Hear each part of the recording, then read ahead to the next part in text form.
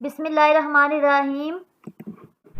Linear algebra का lecture number 5 करेंगे और आज की वीडियो में हम टॉपिक करेंगे वेक्टर इक्वेशंस कि वेक्टर इक्वेशंस क्या होती हैं, इनको हम कैसे सॉल्व आउट करते हैं। ठीक है, पूरा डिटेल में बताऊंगी पेपर पॉइंट ऑफ व्यू से कौन सा क्वेश्चन इंपॉर्टेंट है सारा। कॉलम वेक्टर का मतलब है ऐसा वेक्टर जिसमें एक कॉलम हो। कॉलम क्या होता है आपके पास, ऐसे वर्टिकली एक लाइन। रो क्या होती है, हॉरिजॉन्टली एक लाइन। ठीक है, तो हमारे पास एक ऐसा मैट्रिक्स जिसमें जस्ट एक कॉलम हो, यानी कि इस तरह की एक लाइन हो। ठीक है, उसको हम कहते हैं कॉलम वेक्टर या फिर सिंपली वेक्टर। अच्छा, इसको हम कैसे लिखते हैं? सिंपली हम लोग इस तरह की एक ब्रैकेट डालते हैं, उसके अंदर हम नंबर को लिखते हैं। जैसे कि ये देखिए 3 - 1, ये हमारे पास एक वेक्टर है, ये भी वेक्टर है। ठीक है, और ये 3 - 1 की पावर t का क्या मतलब है कि इसका ट्रांसपोज में हम क्या करते हैं, रो को कॉलम में इंटरचेंज करते हैं। ठीक है, अब यहाँ पे देखें, ये जो है ये R2 स्पेस का है। ठीक है, यानी कि इसमें 2 एंट्रीज हैं। ठीक है, ये R3 स्पेस का है, यानी कि इसके अंदर 3 एंट्रीज है। ठीक है, इस तरह से आपको अगर एमसीक्यूज में पूछ लें कि इसकी स्पेस कौन सी है, तो इसकी R2 है, इसकी R3 है। ये पूरे लेक्चर के अंदर यही चीज़ आप पढ़ोगे, मैं आपको एक ही दफ़ा यहाँ पे सारा समझा देती हूँ। देखें, पहला क्या है हमारे पास, वेक्टर इन R2। देखें, ये होता है वेक्टर इन R1, ये R2 और ये R3। R1 में हमारे पास क्या होता है, एक रो। ठीक है, R2 में हमारे पास क्या होता है, 2 रो। R3 में क्या होता है, 3 चीज़ें। ठीक है, तो यहाँ पे देखिए हमारे पास एक है, ये R1 है। ठीक है, यहाँ पे 2 है, ये R2 है। इसकी डायमेंशन इसकी क्या है, R3। अब ये जो चीज़ है ये हमारे पास एक लाइन है। ठीक है, R1 हमारे पास लाइन में होती है, R2 हमारे पास प्लेन में होती है और R3 हमारे पास स्पेस में होती है। स्पेस मतलब ज़मीन से ऊपर होती है, हला में होती है। ठीक है, ये अगर आपसे पूछ लेना तो आपको पता होना चाहिए कि ये लाइन में होती है R1, R2 आपके पास प्लेन होता है और R3 आपके पास स्पेस होती है। तो यहाँ पे क्या कह रहे हैं, आर इज सेट ऑफ। अच्छा, आर बेसिकली है क्या, एक लाइन है जिसके सेंटर में 0 होता है, इसके साइड पे इधर पॉजिटिव नंबर होते हैं, इधर नेगेटिव होते हैं। ठीक है, तो ये कह रहे हैं कि आर हमारे पास set of all real numbers. ठीक है, एक लाइन होती है जिसमें सारे रियल नंबर्स आ जाते हैं। ठीक है, that contain 2 entries is donated bye R2। ठीक है, 2। और यहाँ पे वेक्टर स्पेस के अंदर क्या होता है कि अगर हमारे पास एक मैट्रिक है ना, ऐसे वेक्टर स्पेस, ठीक है, उसके अंदर 2 एंट्रीज लिखी हुई है तो वो R2 है, अगर 3 लिखी हुई है तो वो R3 है, अगर 1 लिखी हुई है तो वो R है। जैसे कि ये देखिए हमारे पास 3 - 1 2 एंट्रीज है। ठीक है, तो ये हमारे पास R2 स्पेस है। अगर यहाँ पे -1 एक और आ जाता तो ये हमारे पास R3 हो जाती। ठीक है, सेम ये सारा यही है। इसमें आपको पता हो एंट्रीज क्या होती हैं, ये जो अंदर जो चीज़ है ये क्या होती है। ठीक है, R assumes to be element of set. ठीक है, इसको एंट्रीज भी कहते हैं और एलिमेंट ऑफ सेट भी कहते हैं, उसको फील्ड भी कहते हैं। ठीक है, इसके नाम है। अच्छा, 2 वेक्टर आपके पास इक्वल कैसे होंगे? देखें, बात क्या हो रही है, R2 की, यानी कि अगर आपके पास एक वेक्टर है R2, वो आपस में इक्वल कब होंगे? तो देखें उसके अंदर एंट्री सेम होंगी तब। ये देखें 4 है, ये 4 है, ये सेम है। ठीक है, बट ये 6 है, ये 3 है, तो ये इक्वल नहीं है। ठीक है, अगर तो इनके अंदर सारे एलिमेंट इक्वल होंगे तभी ये आपस में इक्वल होंगे। ठीक है, कह रहे हैं कि U1 V1 के सारे एलिमेंट अगर इक्वल है तो हम कह देंगे कि ये आपस में इक्वल मैट्रिक है। अच्छा, कोई भी बुक हो व्यू से रिलेटेड, उसमें नोट और रीमार्क को स्किप नहीं करना। अच्छा, अगर आप ऑर्डर पेयर में लिखते हो तो ऐसे लिखते हो x, y। ठीक है, अगर इसी चीज़ को आपको कहते हैं कि आप वेक्टर की फॉर्म में लिखें तो आप इसी चीज़ को ऐसे लिख दोगे, इस ब्रैकेट में पहला नंबर ऊपर दूसरा नंबर नीचे, जैसे कि यहाँ पे लिखा हुआ है। लेकिन अगर आपको वेक्टर की फॉर्म में गिवन आपको कहते हैं ऑर्डर पे लिखें तो आपने ऐसे लिखना। ये दोनों चीज़ें आपने कन्फर्म कर लेनी, आगे यूज़ होंगी। ठीक है, अच्छा, वेक्टर की एडिशन कैसे करते हैं? देखिए, आपके पास अगर 2 वेक्टर है ना, एक u और एक v। ठीक है, R2 स्पेस का मतलब है कि 2 एंट्रीज हैं, या R3, एक R3 हो, Rn हो, R1 हो। ठीक है, सबको ऐड करने का तरीका एक ही है। ठीक है, अच्छा, कह रहे हैं उनको जब हमने प्लस करना है तो हम क्या करेंगे, ये देखिए एक u है एक v है, तो जब हम u + v करेंगे तो हमारे पास क्या होगा, u1 + v1, u2 v2, ये देखिए ऐड हो जाएंगे, तो इनका आंसर भी R2 में होगा। अच्छा, अगर एक वेक्टर R2 स्पेस में है, दूसरा भी R2 स्पेस में है, तो उसका आंसर भी उसी स्पेस में होगा, चाहे वो R3 में है तो R3 में होगा। ठीक है, ये भी आपसे एज MCQ पूछ सकते हैं। अच्छा, यहाँ पे देखिए ये 1 था, ये 2 था, 1 और 2 क्या होता है 3, और 5 में से -2 किए 3। ठीक है, तो इस तरह से आपके पास आंसर आ जाएगा। अगर हम वेक्टर्स को मल्टीप्लाई करते हैं एक स्केलर के साथ, गिनती के एक कांस्टेंट नंबर के साथ, तो हमारे पास क्या होगा, तो इसका फार्मूला होता है CV1 एक के लिए। ठीक है, तो यहाँ पे हमारे पास एक कांस्टेंट नंबर क्या है 5 और वेक्टर है यू, तो हम क्या करेंगे 5 को बाहर लिखेंगे और यू को अंदर लिखेंगे, ठीक है। अब इस 5 को हम सारे एलिमेंट के साथ मल्टीप्लाई करेंगे, ठीक है। 5 3 15 और 5 को -1 के साथ करेंगे तो -5, ठीक है। इस तरीके से आप मल्टीप्लाई करते हो, इसको आप सी यू कहते हो, ठीक है। सी आपके पास स्केलर है और वी वेक्टर है। लेकिन अगर बात आ जाए दो वेक्टर आ जाए, दो कांस्टेंट आ जाए, तो तब क्या होगा CU2। अगर 3 आ जाए तो क्या आ जाएगा C3U3। इस तरीके से ये इंक्रीज होता जाएगा। आज के पूरे लेक्चर में आप यही चीज़ पढ़ोगे, ठीक है, ये फार्मूला। लेकिन अगर आपके पास बी की कंडीशन भी मांगते हैं, ठीक है, कहते हैं कि एगमेंटेड मैट्रिक्स है, राइट साइड पे बी है, तो इक्वल टू बी आ जाएगा। बस ये आपने फार्मूला आज के लेक्चर में याद रखना है, ठीक है। अब यहाँ पे देखें, आपको कह रहे हैं कि एक यू मैट्रिक गिवन है, एक वी गिवन है और आपने 4u को निकालना है। तो सिंपली बाहर 4 रखना है, अंदर यू मैट्रिक रखना है, मल्टीप्लाई करना है, आपके पास आ जाएगा, ठीक है। इस तरीके से बता चुकी हूँ कि अगर ये होती है वेक्टर फॉर्म, ये होती है ऑर्डर पेयर फॉर्म, ठीक है। अगर आपको ये वेक्टर फॉर्म गिवन है, आपने ऑर्डर पेयर लिखनी है, तो आपने ऐसे सिंपली ब्रैकेट को चेंज करना है, दरमियान में कॉमा डालना है। लेकिन अगर आपको ऑर्डर पेयर फॉर्म गिवन है, वेक्टर फॉर्म लिखनी है, तो आपने ऐसे लिखना है। बस दोनों फॉर्म का आपको डिफरेंस पता हो, ठीक है। अच्छा, ज्योमेट्रिक डिस्क्रिप्शन ऑफ R2। अच्छा, R2 क्या होता है मैं आपको ऊपर ही बता चुकी हूँ, उस पर टाइम वेस्ट करने की ज़रूरत नहीं है। मैं आपको बता चुकी हूँ कि R1 ये होती है, R2 ये होती है, R3 ये होती है। तो यहाँ पे R2 की इसके डिस्कस करें। R2 हमारे पास क्या होता है, एक प्लेन होता है। यहाँ पे ऊपर मैं आपको बता चुकी हूँ, ये लाइन होती है, ये प्लेन होता है और ये स्पेस होती है, ठीक है। ये एक प्लेन होता है, इसमें हमने पॉइंट बनाने होते हैं, ऑर्डर पेयर बनाने होते हैं। ये आपने पढ़ा होगा x, y ये पॉइंट बनते हैं, ठीक है। लेकिन इसी को आप वेक्टर स्पेस में लिखोगे तो x y लिखोगे, ठीक है, इस तरीके से। सेम R3 का केस भी होगा, उसमें आपके पास z भी आ जाएगा और 3 एक्सिस आ जाएंगे, उसमें स्पेस का जिक्र होगा, ठीक है। Rn के लिए भी यही कंडीशन होगी, ठीक है, लेकिन अब n तक जाएगा। अच्छा, इसकी प्रॉपर्टियाँ बहुत इंपॉर्टेंट है, इनको स्किप नहीं करना, ये सारी प्रॉपर्टी रीड आउट करनी है। इसमें आपके पास क्या होता है, कम्यूटेटिव प्रॉपर्टी होल्ड करती है, एसोसिएटिव प्रॉपर्टी भी होल्ड करती है, आइडेंटिटी प्रॉपर्टी भी, एडिटिव इनवर्स भी। इन प्रॉपर्टी को बहुत डिटेल में मैं बहुत दफ़ा एक्सप्लेन कर चुकी हूँ, MTA 202 के लेक्चर में भी और बाकी सब्जेक्ट के लेक्चर में भी, ठीक है। ये सारी प्रॉपर्टी आपने यूज़ करनी है, आगे जब आप एग्जाम्पल करोगे ये सारी प्रॉपर्टी यूज़ होंगी, इसलिए आपको ये अच्छे से याद होनी चाहिए, ठीक है। नेक्स्ट है लीनियर कम्बिनेशन। तो लीनियर कम्बिनेशन का जो वर्ड आ गया ना, इसमें सिंपली आपने क्या याद करना है कि ये फार्मूला याद करना है, C1V1 + C2V2। वही कि आपके पास एक कांस्टेंट नंबर है C और V एक वेक्टर है, ठीक है, एक और कांस्टेंट नंबर है, एक और वेक्टर है। सो ऑन जितने कांस्टेंट और वेक्टर है ना, उनको मल्टीप्लाई करके दरमियान में आपने उनको प्लस करना है, ऐसे, ठीक है। ये है लीनियर कम्बिनेशन का फार्मूला। सिंपली आपने ये फार्मूला लिखना है और कहना है this form is called linear combination of vector using this constant number, ठीक है। बस ये पेपर में आते रहते हैं, इंपॉर्टेंट टॉपिक है, ठीक है। अच्छा, इसमें क्या आ रहे हैं कि एक वेक्टर है, दो वेक्टर है, ठीक है। ये आपको दो वेक्टर गिवन है, आपने ये चीज़ फाइंड आउट करनी है।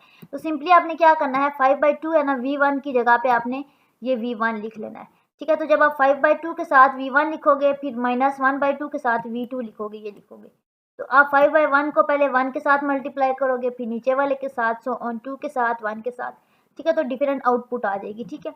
कोई फॉर्म गिवन है, ये और ये। अब इसको गौर से देखें तो ये आपके पास एक कांस्टेंट नंबर है, एक वेक्टर है, एक कांस्टेंट नंबर है, एक वेक्टर है, एक कांस्टेंट नंबर है और एक वेक्टर, और दरमियान में प्लस हो रहा है, यानी कि ये लीनियर कम्बिनेशन का फार्मूला यूज हो रहा है। जस्ट डिफरेंस क्या है कि ये आपके पास वेक्टर की फॉर्म नहीं है, मैं आपको बता चुकी हूँ कि वेक्टर की फॉर्म ऐसे होती है, ये आपके पास ऑर्डर पेयर की फॉर्म है, ठीक है। तो इसको अगर आपने वेक्टर में कन्वर्ट करना है तो आपने पहले सेम ये एक और एग्जांपल है। अच्छा, इसमें आपके पास A और A1 A2 दो वेक्टर गिवन है और एक B वेक्टर गिवन है, ठीक है। अब क्या कह रहे हैं, determine whether B can be generated as a linear combination of A1 A2, ठीक है। इस तरह की कंडीशन हो तो आपके पास क्या होगा, B दूसरी साइड पे आ जाएगा, ठीक है। A1 और A2 आपके पास दो वेक्टर है, ठीक है, और मैंने क्या कहा था, इनके साथ कोई ना कोई गिनती का कांस्टेंट नंबर मल्टीप्लाई होगा, ठीक है। तो लेट्स सपोज कि इनके साथ नंबर मल्टीप्लाई हो रहा है x1 x2, C1 C2 x1 x2, एक ही बात है, ठीक है। दरमियान में प्लस आएगा, ठीक है। जो ऊपर हमने पढ़ी थी ना, C1V1 + C2V2, ये वही चीज़ है, जस्ट वेरिएबल चेंज है, ठीक है। तो ये चीज़ आपने याद रखनी है, ये भी आगे यूज़ होगी। अब आपके x1 A1 x2 A2 = B, यानी कि कांस्टेंट के साथ एक वेक्टर है, फिर प्लस कांस्टेंट के साथ एक वेक्टर है और इक्वल है B के, ठीक है। अब यहाँ पे देखें x1 v1 plus x2 v2 is equal to, अब यहाँ पे भी ये चीज़ गिवन है और यहाँ पे मेंशन है कि ये b है, ठीक है। तो इस तरीके से आ जाए तो आपने क्या करना होता है, सॉल्व आउट करने के लिए जब हम x1 को अंदर मल्टीप्लाई करेंगे 1 के साथ तो x1 आएगा, x1 को -2, ये कांस्टेंट नहीं है, वेरिएबल है, ठीक है, -2x1 आएगा। x1 को 5 के साथ करेंगे -5x1 आएगा। जबकि पहले जब हम करते थे यहाँ पे 2 होता था, ठीक है, सिंपली वो गिनती के नंबर में आंसर आ जाता था। अब ये हमारे पास xy के फॉर्म में आ गया, ठीक है, x1 x2 के फॉर्म में आ गया। सेम यहाँ पे भी आ जाएगा। अब जब इसको इकट्ठा करेंगे तो ये चीज़ आ जाएगी। तो अब हमने क्या करना है, इस चीज़ को एक इक्वेशन बना देनी है ये, ठीक है, फर्स्ट इस चीज़ को एक इक्वेशन बना देनी है, सेकंड, और नीचे वाली चीज़ को एक इक्वेशन बना देनी है, 3 इक्वेशन बन जाएंगी, ठीक है, ये इस तरीके से। तो इस तरह की फॉर्म को हम ऐसे करते हैं। अब हमें देखना है कि अगर आपको कहते हैं ना ऑगमेंटेड मैट्रिक्स की फॉर्म लिखें, ठीक है, या इक्वेशंस की फॉर्म लिखें, तो आपने इस तरीके से करना है। अब इस यहाँ पे क्या करें, रिड्यूस करें रो को। तो इसमें क्या होता है कि ये जो चीज़ होती है इससे नीचे हमने 0 बनाने होते हैं, ये चीज़, ये देखिए यहाँ पे बने हुए, इस तरीके से हमने सॉल्व आउट करना होता है। अब अगर यहाँ पे सॉल्व आउट करते हुए ये चीज़ 0 आ जाए, ठीक है, तो हम कहते हैं नो सोल्यूशन। लेकिन अगर ये चीज़ 0 ना आए तो हम कहते हैं सोल्यूशन पॉसिबल है, ठीक है। फिर जो भी सोल्यूशन होता है वो लिखते हैं। अब यहाँ पे देखें इसको करने का तरीका क्या है, जिसमें स्टूडेंट को बहुत ज़्यादा मसला होता है, ठीक है, इसमें मिस्टेक करते हैं। पहले हमने इसको 1 बनाना होता है सबसे पहले, फिर इसको हमने 0 बनाना होता है, ठीक है, फिर हमने इसको 0 बनाना होता है, और एट द एंड हमने इसको 1 बनाना होता है, ठीक है। अगर यहाँ पे तो हमारे पास स्टेप यहाँ पे ये चीज़ 0 बन जाती है ऑटोमेटिकली सॉल्व आउट करते हुए, तो नो सोल्यूशन, ठीक है। अब इसको देखें इन्होंने कैसे, इसको करने का क्या तरीका, या तो हम रो को मल्टीप्लाई कर सकते हैं, डिवाइड कर सकते हैं, प्लस कर सकते हैं, माइनस कर सकते हैं, या फिर हम रो को इंटरचेंज कर सकते हैं एक दूसरे के साथ, ठीक है। यहाँ पे इन्होंने क्या किया, 2r1 किया है, ठीक है, r1 को 2 के साथ मल्टीप्लाई किया, यानी कि 2 1 ज़ा 2, 2 2 ज़ा 4, 7 2 ज़ा 14, ये रो 1 का आंसर आ जाएगा। और उसमें इन्होंने रो 2 को प्लस किया, रो 2 क्या थी, -2, 5 और 4। अब इनको प्लस करते हैं, क्या आता है, ये देखिए 0 आ जाएगा, यहाँ पे 9 आ जाएगा, और यहाँ पे 18 आ जाएगा। तो ये देखें ये 0 9 18 यहाँ पे इन्होंने सेकंड रो में इंसर्ट कर दिया। सेम आपने रो 3 के लिए करना है, साथ इन्होंने मेंशन किया हुआ है कि हमने ये ऑपरेशन यूज़ किया है, ठीक है, कल आएगी, ठीक है। ये यहाँ पे देखिए x1 3 और x2 हमारे पास, या अगर इसको फर्दर इन्होंने सॉल्व आउट यहाँ तक किया हुआ है, ठीक है। स्पैनिंग सेट क्या होते हैं कि अगर आपके पास डिफरेंट वेक्टर आ गए, ठीक है, और आपके पास स्पेस है, जितने वेक्टर उतनी स्पेस है, ठीक है, set of all linear combination of this is denoted by, उसको अगर आप इस तरीके से लिखते हो तो उसको आप कहते हो स्पेन ऑफ, ठीक है, या सब सेट ऑफ आर एन। देखें इसका वही formula C1 V1 plus C2 V2 so on, ठीक है, वही फार्मूला याद रखना है। और अगर बी की कंडीशन लेफ्ट राइट साइड पे बी है तो यही फार्मूले के इक्वल में बी आ जाएगा। यहाँ पे ये वेरिएबल चेंज करके यूज कर रहे हैं, ठीक है, C1 V1, यहाँ पे x1 इनकी ये वेरिएबल है और ये कांस्टेंट है, ठीक है, दोनों में थोड़ा सा डिफरेंस है। अच्छा स्पेन इसमें क्या बता रहे हैं, इस पूरी इंग्लिश के अंदर यही चीज़ बता रहे हैं कि या तो आप इस तरीके से कर सकते हो अगर एक कांस्टेंट हो और एक वेक्टर हो, और अगर उसको स्पेन में लिखना है तो आप इस तरह से सिर्फ वेक्टर को, वेक्टर वाले ऑप्शन को, ठीक है, छोड़ दरमियान वाली ब्रैकेट डाल के कॉमा डाल के लिखते हो। लेकिन अगर जीरो में वेक्टर, इनके वेक्टर के अंदर कुछ भी ना हो, खाली हो, तो जीरो वेक्टर हो तो उसको हम ऐसे लिखते हैं, ठीक है, बस ये चीज़ है। नहीं इसको करने की जरूरत नहीं है, इंपॉर्टेंट नहीं है। अच्छा ए क्या है, A1 A2 B। अच्छा A1 A2 B गिवन है तो आपके माइंड में आ जाना चाहिए कि A1 A2 दो वेक्टर गिवन है, x1 x2 मल्टीप्लाई होगा दोनों के साथ, और इस साइड पे B लिखेंगे राइट साइड पे, तो आंसर आ जाएगा। एक वो तरीका जो भी हमने किया है, ठीक है, एक ये तरीका कि हमने एक कॉलम में यही, एक में ये और एक में ये, तीनों कॉलम को इकट्ठे करके लिख के रो ऑपरेशन किया, रो ऑपरेशन करके सॉल्व आउट किया, तभी आंसर वही आएगा, ठीक है। पिछला मेथड करो, ये मेथड करो, आंसर सेम आएगा, ठीक है, जो आपको बेहतर लगे। इसमें रो ऑपरेशन करना है, रो ऑपरेशन का मैं आपको बता चुकी हूँ कि पहले इसको 1 बनाते हैं, फिर इसको 0, फिर इसको 0, फिर 0, ऐसे सॉल्व आउट करते हैं, ठीक है। ये x1 का आंसर होता है, ऊपर भी 0 बना दो या आप यहाँ से वैल्यू को निकालो, आपकी मर्जी होती है, ठीक है। यहाँ पे अब ये सॉल्व आउट करने के बाद देखते हैं कि इनका आंसर यहाँ पे -3 = 2 आ गया, ये चीज़ 0 = -2 आ गई, ठीक है, तो ये चीज़ नहीं हो सकती, ठीक है। x2 -2 बाई, क्योंकि ये 0 इधर आके डिवाइड होगा, -2/0 हो जाएगा, और ये अनडिफाइंड होता है, इनफिनाइट होता है, ठीक है, इसलिए ये हमारे पास सोल्यूशन नहीं दे रहा, ठीक है। उसके बाद हमने दूसरे दो को देखना है और उनके आंसर को निकाल लेना है, ठीक है। इसमें से बस वही पैरेलल क्या होते हैं, कह रहे हैं कि x और x0 आपस में पैरेलल है, यानी कि ये x0 वाला वेक्टर है और ये x वाला वेक्टर है, दोनों आमने सामने ऐसे पैरेलल होते हैं, और ऐसे परपेंडिकुलर होते हैं, ठीक है। आमने सामने हैं तो ये पैरेलल है, ठीक है। अच्छा, यहाँ पे क्या कह रहे हैं, so by definition of parallel vector x minus x zero is equal to T v. अच्छा, पैरामीटर की जब बात आती है ना तो ये दोनों वेक्टर जो पैरेलल होते हैं ना वो किसके इक्वल होते हैं, टी वी के, पैरामीट्रिक इक्वेशन के। पैरामीट्रिक इक्वेशन होती है कि यहाँ पे यूज होती है ये आपने इक्वेशन याद रखनी है। ये आपके लिए पास 1 वेरिएबल की है, जब 3 की होगी तो 3 का आ जाएगा, बस आपने ये 1 वेरिएबल की याद रखनी है। यहाँ पे देखें, ये वही पैरामीट्रिक इक्वेशन जो भी बात की है कि x और x जीरो था is equal to T V था। अब यहाँ पे x y के साथ x जीरो y जीरो और t के साथ a b आ गए, यानी कि 2 वेरिएबल आ गए। सेम आप 3 के लिए करोगे तो यहाँ पे x y के साथ g आ जाएगा और a b c आ जाएगा, ठीक है। 3 वेरिएबल के लिए आ जाएगा, ये देखिए। तो वही बात है कि R1 की बात हो रही है, R2 की बात हो रही है, R3 की बात हो रही है इसके अंदर, कि R1 के अंदर हमारे पास पैरामीट्रिक इक्वेशन क्या होगी, R2 के अंदर क्या होगी, R3 के अंदर क्या होगी। तो यहाँ पे ये बता रहे हैं कि R3 के अंदर ये X Y Z belong to R3, यानी कि एक्स वाई जी 3 वेरिएबल हैं, तो हमारे पास R3 के अंदर ये बात हो रही है, ठीक है। और इनके स्पेस के अंदर बात हो रही है, तो पैरामीट्रिक इक्वेशन ऑफ स्पेस ये होगी या R3 की ये होगी, ठीक है। तीनों केसेस की आपने इक्वेशन को याद करना है और वही आगे एग्जाम्पल में सारी यूज हो रही है। सारी एग्जाम्पल के अंदर X minus x zero is equal to T V one plus T two V two, ठीक है, ये भी याद रखनी है। ये देखिए कह रहे हैं वेक्टर इक्वेशन ऑफ प्लेन है। अच्छा, पैरामीट्रिक इक्वेशन अगर आपने लिखनी है, देखिए 3 एक्सिस वाली पैरामीट्रिक इक्वेशन है, एक्स जीरो वाई जीरो जी जीरो प्लस टी, ये वैल्यू को एक साइड पे हमने निकाल लिया, ठीक है। वही एक्स क्या है, वाई क्या है, जी क्या है, ये भी आपने याद रखने 3 केसेस, ठीक है। इसमें बस यही है।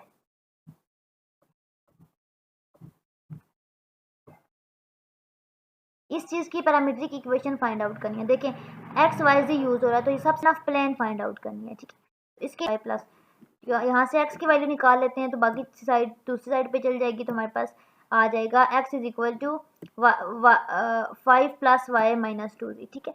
और जब यहाँ पे t लगेगा, ठीक है, पैरामीट्रिक इक्वेशन है, तो ये हमारे पास t यहाँ पे y के साथ t1 आ जाएगा और z के साथ माइनस t2 आ जाएगा, ठीक है। z की जगह पे हमने y z की जगह पे t1 t2 लिखा और आगे मेंशन किया कि हमारे पास y की जगह पे t1 पुट करें और z की जगह पे t2 पुट करें, ठीक है। इस तरीके से करते हैं। अच्छा, ये चीज़ प्रूव करें, ये एमसीक्यूज में पूछ सकते हैं कि u plus V R N space में हमारे पास किसके इक्वल है, तो v प्लस यू के, ठीक है। ये चीज़ें पूछते हैं। बाकी वही है, determine if b is linear combination of vector this of column matrix A. इसमें सिंपली आपने चाहे तो कोई गठे लिख के रो ऑपरेशन के मेथड से सॉल्व आउट करना है और एंड पे आपने इसकी वैल्यू को फाइंड आउट करना है, ठीक है। अच्छा, इसमें आपने क्या करना है, v1 v2 एंड y।